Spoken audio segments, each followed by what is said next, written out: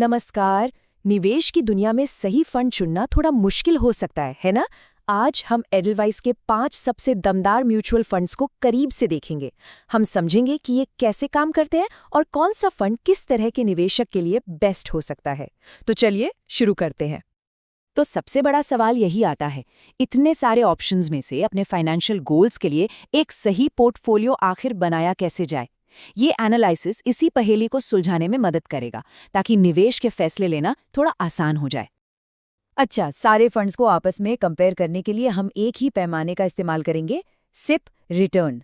मान लीजिए कि 5 साल तक हर महीने 10,000 रुपये इन्वेस्ट किए गए, तो हम देखेंगे कि 5 साल बाद उस इन्वेस्टमेंट की कुल वैल्यू कितनी हुई। इससे हमें फंड्स की तुलना करने में बहुत मदद मिलेगी। चलिए शुरुआत करते हैं एग्रेसिव ग्रोथ वाले ऑप्शन से। ये वो फंड है जहां रिटर्न की उम्मीद तो बहुत ज्यादा होती है, लेकिन हाँ, ये भी सच है कि इनमें रिस्क भी उतना ही होता है। पहला नाम है एडलवाइस मिड कैप फंड। इसका AUM यानी इसके मैनेजमेंट के तहत कुल संपत्ति 11,000 करोड़ रुपए से भी ज्यादा है, जो दिखाता है कि निवेशकों का इस पर कितना भरोसा है। लेकिन असली कमाल तो इसके रिटर्न में है। 5 साल में 10,000 रुपए की मंथली SIP बढ़कर 11.29 लाख रुपए हो गई। ये एक जबरदस्त ग्रोथ है। तो ये फंड किसके लिए सबसे अच्छा है?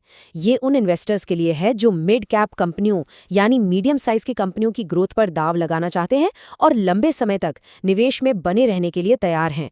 यहाँ धैर्य रखना बहुत जरूरी है। अगला है एडलवाइस स्मॉल कैप फंड। ये एक और हाई ग्रोथ वाला ऑप्शन है। इसका 5 साल का SIP रिटर्न 10.42 लाख रुपए हैं, जो इसे एक बहुत ही आकर्षक विकल्प बनाता है। देखिए, ये फंड सीधे तौर पर उन निवेशकों के लिए है जो हाई रिस्क लेने से घबराते नहीं हैं। स्मॉल कैप यानी छोटी कंपनियां रॉकेट की तरह तेजी से बढ़ सकती हैं, लेकिन बाजार में जब उतार चढ़ाव आता है तो इन पर असर भी सबसे ज्यादा होता है। अब इन दोनों फंड्स की सीधी तुलना देखते हैं।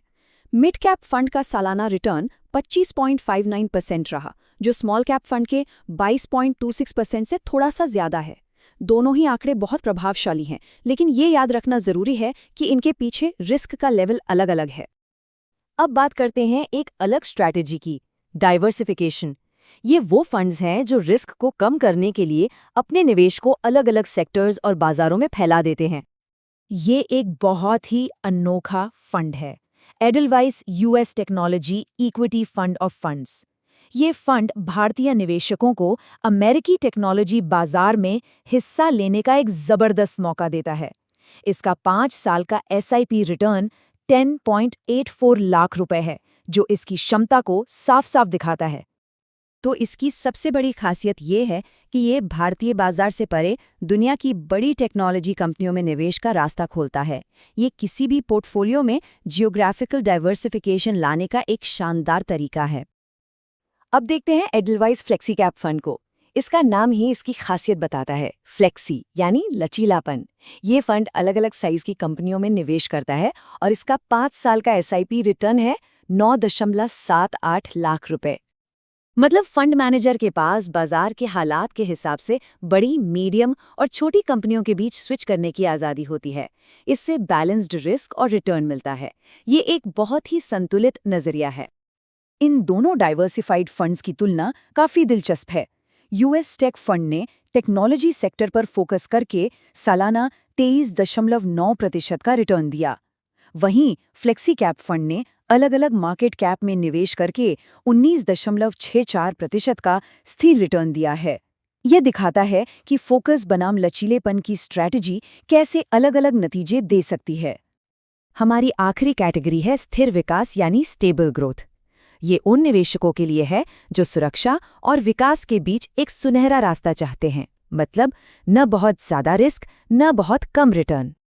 इस कैटेगरी में है Edelweiss large and mid cap fund.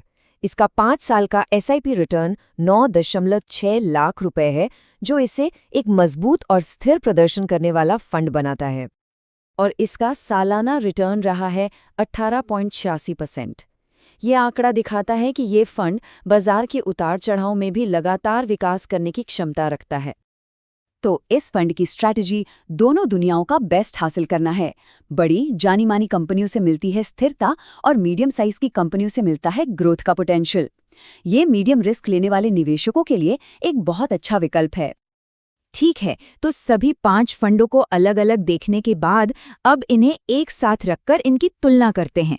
इससे यह समझना और भी आसान हो जाएगा कि कौन सा फंड किस तरह की निवेश रणनीति के लिए सही बैठता है। ये टेबल पूरी कहानी एक साथ बताती है। रिटर्न के मामले में मिड कैप फंड सबसे ऊपर हैं, लेकिन यूएस टेक फंड भी जबरदस्त प्रदर्शन के साथ इंटरनेशनल डाइवर्सिफिकेशन का फायदा देता है। यहाँ मुख्य बात यह है कि हर फंड एक अलग कहानी कहता है, एक अलग स्ट्रैटेजी और एक अलग रिस्क लेवल के साथ। तो इस सारी जानकारी से आखिर क्या निष्कर्ष निकलता है? बस यही कि हर निवेशक को अपनी निवेश शैली को समझना बहुत जरूरी है। तो मुख्य बातें क्या हैं?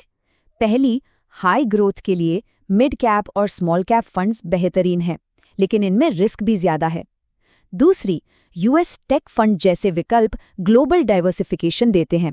और आखिर में लार्ज एंड मिड कैप जैसे बैलेंस्ड फंड स्थिरता के साथ ग्रोथ देते हैं।